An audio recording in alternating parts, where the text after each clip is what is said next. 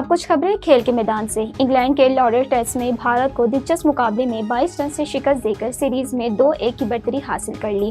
England کے تاریخی کرکٹی ground لارڈرز میں کھیلے گئے سیریز کے تیسرے میچ میں نتیجہ آخری روز آخری سیشن میں نکلا، جب انگلینڈ کے اسپنر شعیب بشیر نے محمد سراج کو آؤٹ کر کے اپنی ٹیم کو 22 رن سے میچ جتوایا۔ سیریز کے تیسرے میچ میں پہلی اننگز میں انگلینڈ نے جارڈ کی شاندار سنچری کی بدولت 378 رنز بنائے، جس میں برینڈن کرس اور جیمی اسمتھ نے نصف سینچریاں سکور کیں۔ Pakistani Olympic gold medalist Arshad Nadeem world athletics championship کی تیاری کے لیے لندن پہنچ گئے۔ پاکستانی جیولین تھرور ارشد ندیم نے میڈیا سے گفتگو کرتے ہوئے کہا، لندن میں انجری کا علاج کرواؤں گا اور ورلڈ ایتھلیٹکس چیمپئن شپ کی تیاری کروں گا۔ پاکستان میں زیادہ گرمی کے باعث لندن میں ٹریننگ کرنے کا فیصلہ کیا ہے۔ ارشد ندیم کا کہنا تھا کہ نریش چوپڑا سے نہیں، میرا مقابلہ اپنے آپ سے ہے۔ کوشش ہوتی ہے مقابلے میں بہترین کارکردگی کا مظاہرہ کروں۔ اولمپکس میں عوام کی دعاؤں اور محنت کا صلہ ملا۔ چلتی کشتی پر ڈانس کرنے والے انڈونیشین 11 سالہ ریان کی سوشل میڈیا پر دھوم مچ گئی۔ بچے کے ڈانس کو اورا فارمنگ کا نام دیا گیا۔ انڈونیشیا میں ہونے والی کشتی ریس میں